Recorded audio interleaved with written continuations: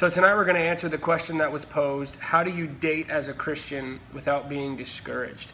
And I think that's a big deal. I think there are two ways to look at it. Both are equally important. You can't throw either of them out.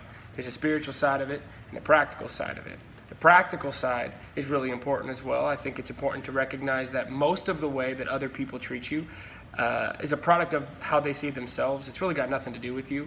If they hurt you or did something to you, most likely it's a product of them themselves, their own selves. It's not so much you.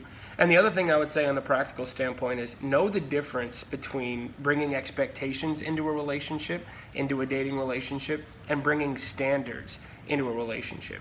I think we should cast off expectations, but hold on to our standards. A lot of times in relationships, we could actually cast off standards, but hold on to our expectations. An expectation is kind of like, I expect it to happen this way. I expect them to treat me this way all the time. I expect them to always be happy with me, or I expect them to always be on their best behavior around me. I expect it to happen by this time. I expect it to happen with this type of person. But expectations only kind of mess us up. They may allow us to hold on to things that aren't legit, and we may pass over things that are actually legit.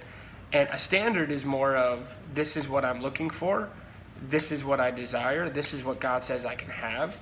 So we shouldn't cast off standards and hold on to expectations. We should cast off expectations and hold on to our standards.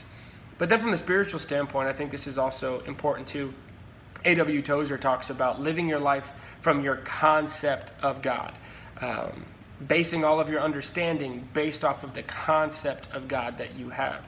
And I think it's important in your dating life to always start from your concept of God, not your concept of people, especially if you have a lot of bad dating experience. Get back to your concept of God and not your concept of people. For instance, it was God who said that it was not good that Adam was alone. Like, I didn't say that. If I said that, or your parents said that, or your best friend said it, like, hey, it's like not good that you're alone. Well, of course we would say that, because no human being likes to be alone.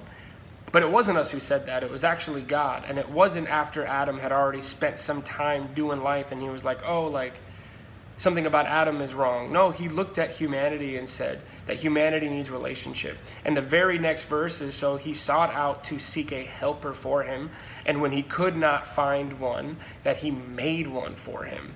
And I think that's really important when it comes to not being discouraged in dating. Knowing that God is more interested in your helpmate than you are. He's more interested in making sure you don't go through life alone than you are. And so that's what I would try to say. Start your dating life from your concept of God and not your concept of people.